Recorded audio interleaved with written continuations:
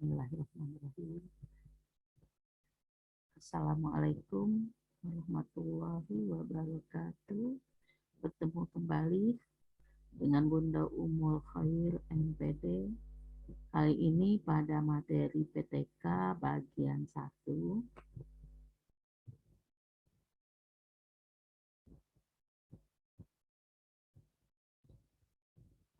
Pertama, pengertian penelitian tindakan kelas atau yang sering dikenal dengan PTK. PTK merupakan itu suatu penelitian classroom action research yang berarti penelitian dengan melakukan tindakan yang dilakukan oleh guru di dalam kelasnya sehingga melalui refleksi diri dengan tujuan untuk memperbaiki kinerjanya sebagai guru sehingga hasil belajar siswa menjadi meningkat. Maksudnya guru memperbaiki kinerjanya yaitu di mana dia menemukan suatu masalah tentang hasil belajar, maka dia mencarikan solusinya untuk meningkatkan hasil belajar siswa, maka solusinya yaitu dengan melakukan tindakan penelitian tindakan kelas ya atau PTK.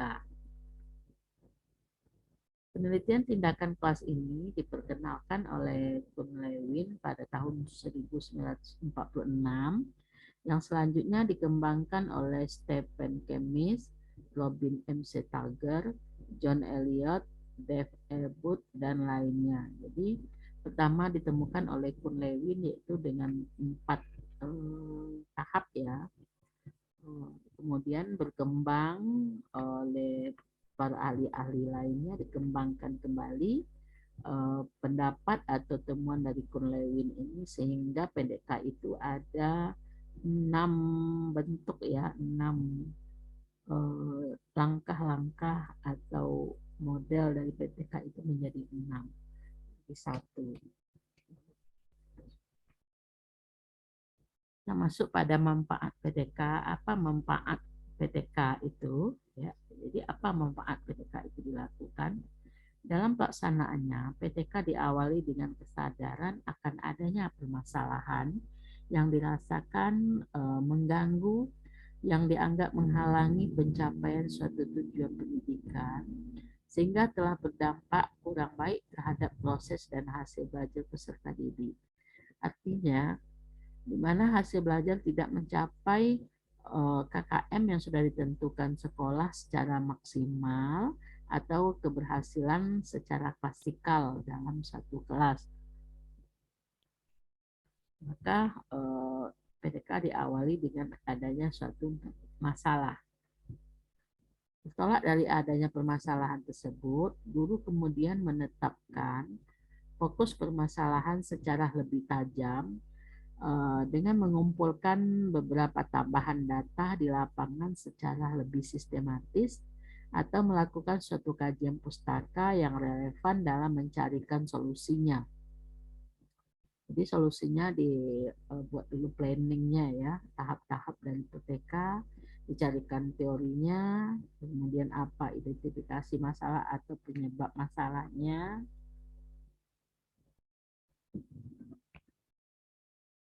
Kemudian kita masuk pada tujuan dari PTK, yaitu 1, untuk memecahkan suatu permasalahan nyata yang terjadi di dalam kelas yang dipahami langsung dalam interaksi antara guru dengan siswa yang sedang belajar, meningkatkan profesionalisme guru.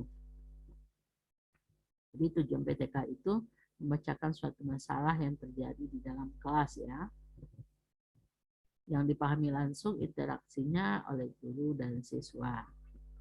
2, tujuannya meningkatkan kualitas praktik pembelajaran di kelas secara terus-menerus, mengingat masyarakat berkembang secara cepat. Jadi meningkatkan proses pembelajaran di kelas. Dengan PTK berarti kita memperbaiki terus kinerja kita selaku guru. Jadi selalu memperbaiki, selalu belajar dan belajar untuk lebih baik lagi. 3, peningkatan relevansi pendidikan. Hal ini dapat dicapai melalui peningkatan proses pembelajaran. Jadi meningkatkan relevansi pendidikan itu yaitu dengan memperbaiki selalu proses pembelajaran sehingga mendapatkan hasil yang memuaskan atau baik. Kemudian 4, sebagai alat training in service ya, yang melengkapi guru dengan skill dan metode baru serta mempertajam kekuatan analitisnya dalam mempertinggi kesadaran dirinya. Jadi training ya, untuk mencoba terus, untuk latihan terus. 5, meningkatkan sifat profesional pendidik dan tenaga kependidikan. Jadi dengan PTK meningkatlah profesionalnya tenaga pendidik tersebut. 6, menumbuh kembangkan budaya akademik di lingkungan akademik. Jadi yang namanya akademik itu yaitu selalu melakukan uji coba dan melakukan perbaikan-perbaikan. Maka memudahkan menumbuhkan budaya akademik ya. 7, sebagai alat untuk lebih inovatif terhadap pembelajaran. Ilmu pengetahuan selalu berkembang, maka seiring kemajuan ilmu pengetahuan dan ilmu teknologi, maka inovasi dalam pembelajaran sangat dituntut bagi tenaga pendidik. Jadi pembelajaran atau proses pembelajaran atau media yang digunakan selalu ada pembaharuan ya, ada inovasinya sesuai perkembangan dan kemajuan zaman. 8, peningkatan mutu hasil pendidikan melalui perbaikan praktek pembelajaran di kelas dengan mengembangkan berbagai jenis keterampilan dan meningkatkan motivasi belajar siswa. Jadi meningkatkan mutu daripada pendidikan ya, memperbaiki praktek di kelasnya. Guru memperbaiki kinerjanya, mungkin dia saat mengajar terlalu cepat atau terlalu lambat atau tidak menggunakan media dan metode ya, sehingga hasil belajar tidak mencapai ketuntasan secara klasikal dalam satu kelas berdasarkan KKM. 9, peningkatan efisiensi pengelolaan pendidikan. Peningkatan dan perbaikan proses pembelajaran di samping untuk meningkatkan relevansi dan mutu hasil pendidikan, juga meningkatkan efisiensi pemanfaatan sumber daya yang terintegrasi di dalamnya. Ini dalam dikutip pada buku pengantar ya. Jadi meningkatkan efisiensi dalam proses pembelajaran untuk mencapai hasil yang baik. Kemudian manfaat PTK bagi siswa dan pembelajaran. Ya. Dengan adanya pelaksanaan PTK, kesalahan dan kesulitan dalam proses pembelajaran, baik secara strategi, teknik, konsep, dan lain-lain akan dengan cepat dianalisis dan didiagnosis sehingga kesalahan dan kesulitan tersebut tidak akan berlarut-larut. Dan jika kesalahan yang terjadi dapat segera diperbaiki, maka pembelajaran akan mudah dilaksanakan, menarik, dan hasil belajar diharapkan meningkat. Hal ini menunjukkan adanya hubungan timbal balik. Jadi dengan memperbaiki hasil proses pembelajaran, maka hasil belajar juga akan meningkat. Jadi ada hubungan timbal balik. Bagaimana proses pembelajaran dilakukan, maka akan mencerminkan hasil daripada proses yang dilakukan pada hasil pembelajaran di kelas terhadap siswa. Manfaat bagi guru yaitu guru memiliki kemampuan memperbaiki proses pembelajaran melalui suatu kajian yang mendalam terhadap apa yang terjadi di kelasnya. Dengan melakukan PTK, guru dapat berkembang dan meningkat kinerjanya secara profesional sehingga guru mampu menilai, merefleksi diri dan mampu memperbaiki pembelajaran yang dikelolanya. Jadi memperbaiki pembelajaran ya. C. Melakukan PTK, guru dapat kesempatan untuk berperan aktif dalam mengembangkan pengetahuan dan keterampilan diri. Guru dapat kesempatan aktif atau berinovasi dalam meningkatkan kinerjanya serta berperan aktif dalam mengembangkan pengetahuan ya. Jadi mungkin dia ada ide-ide, maka dapat disalurkan atau disampaikan ide-idenya atau diterapkan dalam proses pembelajaran. Dengan PTK, guru akan merasa lebih percaya diri, guru yang selalu merefleksi diri. Jadi dengan melakukan PTK, guru akan meningkat rasa percaya dirinya. Mengapa? Karena dia melakukan refleksi. Ya, suatu kegiatan yang berulang atau berdaur ya. Jadi berulang-ulang. Minimal ada 2 kali dalam melakukan kegiatan PTK dilaksanakan minimal 2 kali. Yang lebih baiknya yaitu 3 kali. Jadi meningkatlah kinerja guru. Kemudian meningkatlah percaya dirinya karena dia selalu memperbaiki kelemahan yang ada pada dirinya.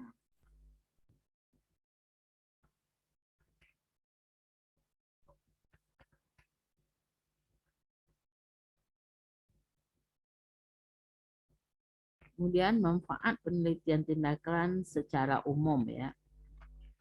Tadi sudah ada guru, siswa, sekarang secara umum yaitu menghasilkan laporan-laporan PTK yang dapat dijadikan bahan panduan guru untuk meningkatkan mutu pembelajaran. Maka meningkatlah mutu pembelajaran karena menghasilkan laporan-laporan PTK ya. Kemudian menumbuh kembangkan kebiasaan budaya dan atau tradisi meneliti, menulis artikel ilmiah di kalangan guru, menumbuhkan kebiasaan budaya ya, meneliti serta menulis artikel ilmiah di kalangan guru. Hasil dari PTK yaitu suatu penelitian, hasil penelitian, kemudian kita sarikan kembali dalam bentuk tulisan artikel, yaitu tulisan yang lebih simpel ya. 3, mampu mewujudkan kerjasama, kolaborasi, dan sinergi antar guru dalam satu sekolah atau beberapa sekolah untuk bersama-sama memecahkan masalah pembelajaran dan meningkatkan mutu pembelajaran. PTK tidak bisa dilakukan sendiri, minimal dilakukan oleh 2 orang, idealnya dilakukan oleh 4 orang ya. Maka ada kolaborasi di sini, maka meningkatkan kerjasama, meningkatkan budaya kerjasama di dalam kalangan guru. Ya, karena PTK tidak bisa dilakukan sendiri. Yang melakukan PTK itu bertindak sebagai peneliti atau yang berperan, maka dia yang mengajarkan. Kemudian ada lagi review pengamat ya, pengamat 1, pengamat 2, dan ada lagi dokumentasi atau petugas dokumentasi. Maka minimal dalam satu PTK dilakukan oleh 4 orang yang bekerja sama atau berkolaborasi ya. Jadi sama-sama melakukan hal perbaikan. Kemudian mampu meningkatkan kemampuan guru dalam menjabarkan kurikulum atau program pembelajaran sesuai dengan tuntutan dan konteks lokal sekolah dan kelas. Jadi PDK mampu menjabarkan kurikulum ya. Jadi kurikulum itu dari materi yang diturunkan dalam bentuk silabus, ada materi di sana, kemudian ada indikator yang akan dicapai, maka guru akan luas kemampuan atau jangkauan wawasannya dalam mengembangkan kurikulum tersebut. Bagaimana mengajarkan satu materi dengan teknik media metode yang jitu atau yang dapat dipahami oleh siswa dan mengasihkan belajarnya oleh siswa sehingga hasil belajar juga meningkat. 5, dapat memupuk dan meningkatkan keterlibatan, kegairahan, dan ketertarikan. Jadi kesenangan siswa dalam mengikuti proses pembelajaran di kelas yang dilaksanakan guru, hasil belajar pun meningkat. Dengan PTK tentu lebih berinovasi, maka minat belajar atau kemampuan siswa dalam mengajar, belajar, menerima pelajaran akan lebih meningkat. Maka meningkatlah kegairahan siswa dalam belajar.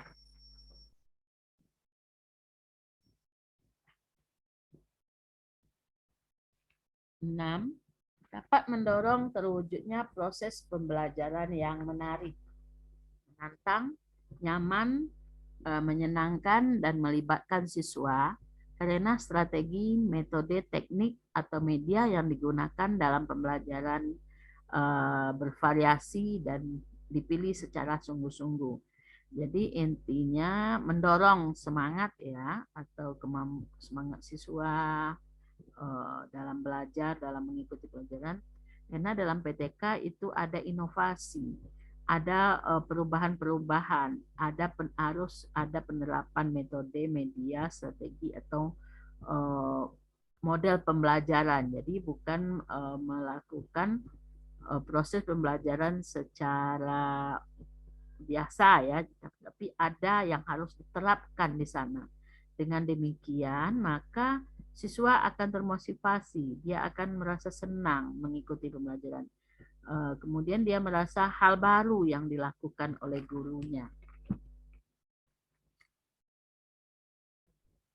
Dan bagaimana karakteristik penelitian tindakan kelas atau PTK?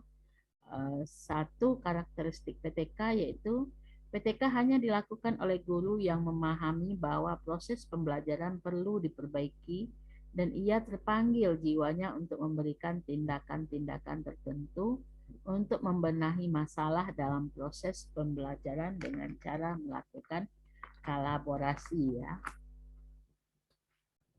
Jadi guru terpanggil jiwanya untuk melakukan perbaikan pembelajaran secara kolaborasi atau kerjasama dengan teman sejawatnya. Dua, refleksi diri. Refleksi merupakan salah satu ciri khas PTK yang saling esensial. Jadi sangat penting refleksi ya, refleksi diri dalam melakukan PTK. Merefleksi diri ya, mengkaji kembali di mana kelemahan atau kelebihannya, mana hal yang harus diperbaiki dari hasil pembelajaran tersebut. Tiga, penelitian tindakan kelas dilakukan di dalam kelas sehingga interaksi antara siswa dengan guru dapat terfokuskan secara maksimal. Jadi guru kembali berhadapan dengan siswanya dalam kelas. Dalam kelas maksudnya siswa dalam satu kelas ya. PTK tidak mesti dilakukan di kelas, bisa dilakukan di outdoor atau di luar. Hanya yang dimaksud di sini adalah siswa dalam kelas dia yang dia perbaiki proses pembelajaran dan hasil pembelajarannya. Kemudian PTK bertujuan untuk memperbaiki proses pembelajaran secara terus-menerus. PTK dilaksanakan secara berkesinambungan, di mana setiap siklus mencerminkan peningkatan atau perbaikan. Karena sifatnya siklus, jadi berdaur, berulang-ulang, maka PTK ini prinsipnya dilakukan secara terus-menerus atau berulang-ulang kali ya, sehingga mencerminkan peningkatan atau perbaikan dari hasil belajar. 5. PTK merupakan salah satu indikator dalam peningkatan profesional guru. Karena PTK memberikan motivasi kepada guru untuk berpikir kritis, sistematis, dan membiasakan guru untuk menulis dan membuat catatan yang didapat ya, di mana semua itu dapat menunjang kemampuan guru dalam pembelajaran. Jadi mampu memotivasi guru ya, jadi belajar kembali gurunya, mencari teori, menyusun PTK secara sistematis. Bab 1 apa latar belakangnya permasalahan tersebut. 2, masuk pada teori apa yang digunakan yang relevan dengan permasalahan serta variabel X dan Y yang akan dilakukan. Kemudian bab 3-nya metode apa yang digunakan, yaitu metode PTK ya atau jenis PTK. Kemudian lebih didalami pada tahap-tahapnya. 4 tahap itu planning ya, tindakan, refleksi ya. Kemudian ada 4 ya. Planning, tindakan, observasi, refleksi. Jadi ada 4 itu di bab 3-nya atau pada metode penelitiannya diperjelas. Ya. TK bersifat fleksibel sehingga mudah diadaptasikan dengan keadaan kelas. Dengan demikian, proses pembelajaran tidak monoton oleh satu model saja. Jadi PTK ini sifatnya fleksibel. Mana materi, guru harus memahami materi, kemudian guru memahami apa capaian dari materi tersebut, kemudian guru berinovasi atau melakukan pembelajaran, proses pembelajaran itu seperti apa sehingga materi tersampaikan dan indikator ketercapaian materi tercapai. Di prosesnya guru mempunyai inovasi sendiri, kiat-kiatnya sendiri ya. 7. PTK menggunakan metode kontekstual, artinya variabel-variabel yang dipahami selalu berkaitan dengan kondisi kelas itu sendiri. Jadi PTK itu menggunakan metode kontekstual, ya. Permasalahannya apa di dalam kelas itu, materinya apa. Jadi yang betul-betul berhubungan dengan satu kelas ya, atau satu perbaikan dalam kondisi pembelajaran. Kondisi kelas itu bagaimana? Misalnya siswanya kelas rendah belum mampu menulis kalimat, itu masalah, bisa ditingkatkan dengan apa? Atau belum bisa membaca untuk siswa kelas 2 atau kelas 1, belum berani berbicara atau masih menggunakan bahasa daerah dalam berbicara, belum menggunakan bahasa Indonesia. Ya, jadi banyak permasalahan yang akan ditemukan. Membaca, menulis, ya, berbicara. Ini dalam pelajaran bahasa Indonesia, keterampilan berbahasa. Pada keterampilan berbahasa itu ada kemampuan siswa menyimak bagaimana, menulis bagaimana, membaca bagaimana, berbicara bagaimana. 4 keterampilan ini harus dipahami atau dikuasai oleh siswa. Apabila belum dikuasai pada tingkat-tingkat tertentu, ini merupakan suatu masalah.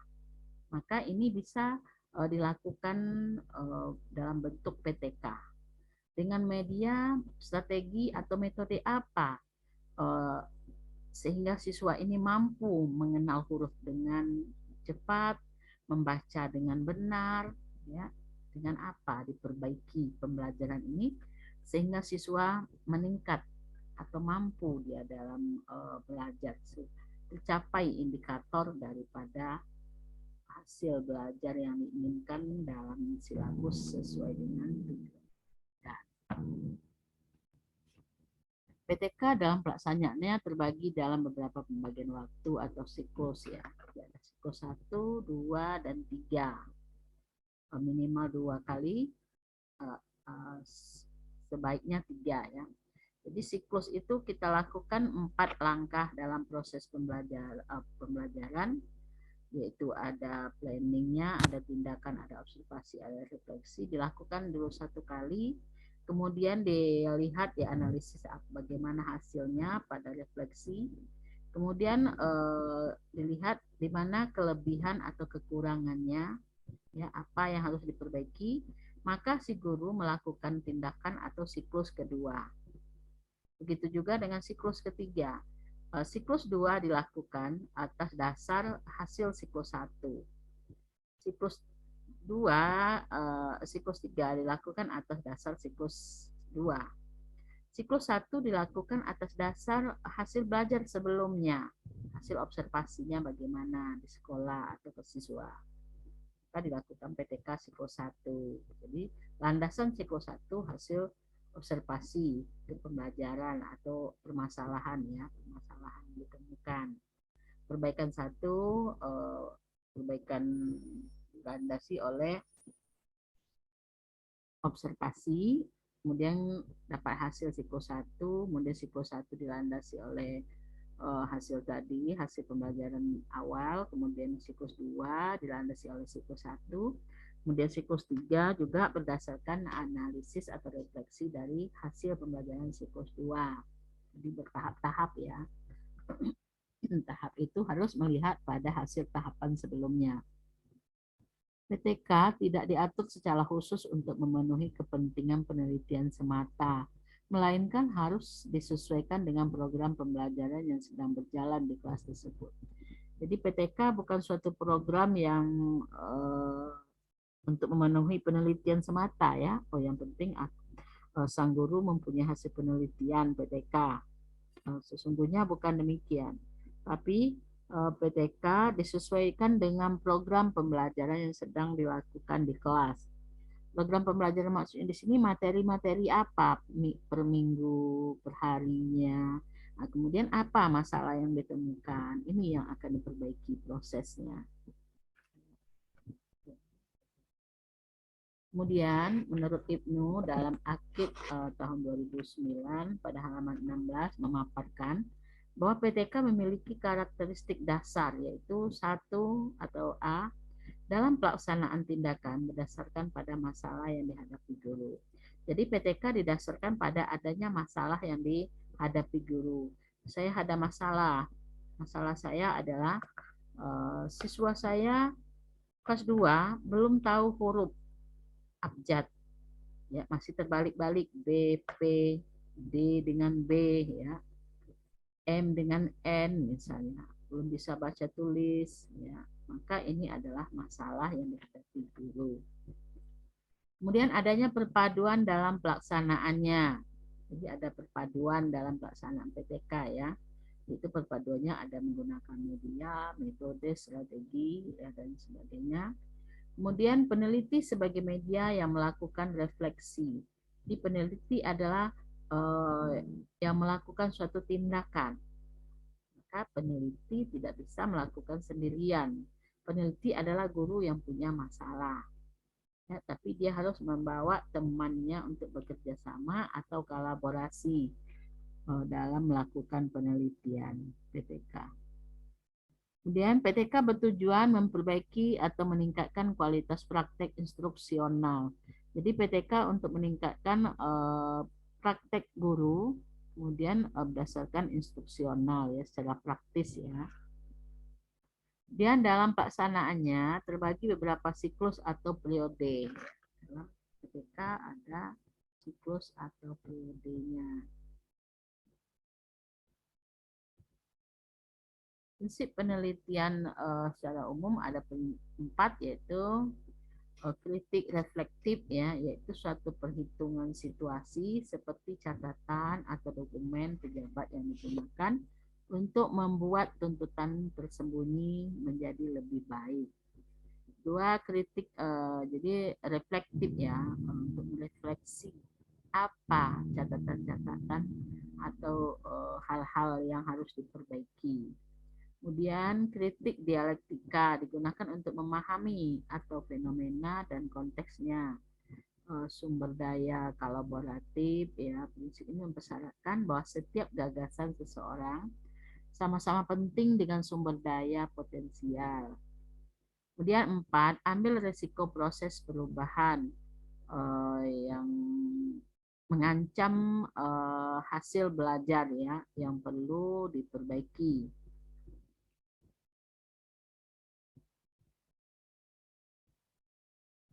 Dan tujuan PTK bagi guru kelas yaitu memperbaiki pola mengajar guru dengan PTK secara langsung akan memperbaiki pola atau cara mengajar guru karena dia sudah melakukan PTK. Karena dalam PTK dia sudah banyak memahami teori-teori dalam pembelajaran. Kemudian memperbaiki perilaku siswa. Perilaku siswa diperbaiki dengan pembelajaran karena dengan pembelajaran yang mengasihkan, ya, yang menumbuhkan semangat, yang memotivasi siswa, maka perilaku siswa akan berubah dari tidak peduli menjadi peduli. Jadi suka ribut menjadi diam, ya. Biasanya tidak memperhatikan jadi fokus. Jadi akan memperbaiki perilaku siswa dalam belajar. Kemudian meningkatkan praktek pembelajaran. Jadi praktek pembelajaran meningkat. Bagaimana meningkatkan hasil belajar dengan praktek-praktek pembelajaran yang berdaur atau berulang-ulang tadi ya. Kemudian mengubah kerangka kerja guru dalam mengajar sehingga terjadi peningkatan pelayanan profesional guru. Jadi profesional guru akan meningkat ya. Kerangka kerja guru dalam mengajar meningkat. dalam melakukan PTK.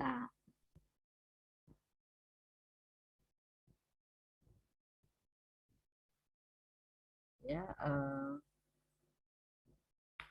kita lihat lagi manfaat PTK itu yaitu meningkatkan mutu dan kualitas pembelajaran di kelas, ya, mengembangkan kinerja profesionalisme guru, melatih guru untuk menjadi pemecahan masalah yang andal, melatih kreativitas guru, menumbuhkan rasa percaya diri guru, meningkatkan kualitas lembaga sekolah. Dengan guru mengadakan PTK, maka hasil belajar siswa meningkat, maka meningkat juga kualitas suatu lembaga atau suatu sekolah tersebut. Jadi itu pengertian, tujuan, dan manfaat PTK ya. Jadi PTK itu penelitian tindakan kelas yang dilakukan secara berbaur atau berulang, disebut dengan siklus. PTK intinya memecahkan masalah yang dihadapi siswa guru di dalam kelasnya. Jadi mana dia mencarikan solusi terhadap masalah tersebut. Demikian saja materi PTK pada bagian satu ini. Semoga nanti pada bagian 2 kita lanjutkan pada materi berikutnya. Semoga bisa dipahami. Akhir kata, Assalamualaikum warahmatullahi wabarakatuh.